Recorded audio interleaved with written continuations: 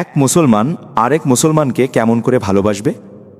আমরা সবাই এক উম্মাহ, এক আল্লাহর বান্দা, এক রাসূল সাল্লাল্লাহু আলাইহি ওয়াসাল্লামের উম্মত।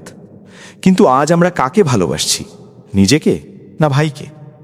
প্রিয় ভাই, এক মুসলমান আরেক মুসলমানকে ভালোবাসবে আল্লাহর জন্য, স্বার্থের জন্য নয়, লাভের জন্য নয়, শুধু এই কারণে যে সে লা ইলাহা ইল্লাল্লাহ বলে। যখন সে বিপদে পড়বে তুমি পাশে দাঁড়াবে, পিঠ ফিরিয়ে নেবে না। যখন সে ভুল করবে তুমি অপমান করবে না, নরম করে সংশোধন করবে। তার দোষ খুঁজে বেড়াবে না, তার দোষ ঢেকে দেবে। তার অনুপস্থিতিতে বদনাম করবে না, বরং তার জন্য দোয়া করবে। রাসূল সাল্লাল্লাহু আলাইহি ওয়াসাল্লাম বলেছেন, তোমাদের কেউ মুমিন হতে পারবে না যতক্ষণ না সে তার ভাইয়ের জন্য সে জিনিসই পছন্দ করে যা সে নিজের জন্য পছন্দ করে। ভেবে দেখো, তুমি কি চাও মানুষ তোমার পিঠে ছুরি মারুক? তুমি কি চাও তোমাকে অপমান করা হোক? তাহলে তুমি কেন করো? এক মুসলমান আরেক মুসলমানের ঢাল হবে, ছায়া হবে, ভরসা হবে।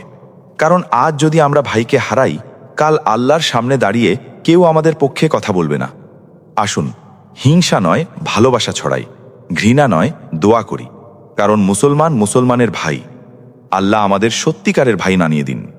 আমিন। দিনের কণ্ঠ।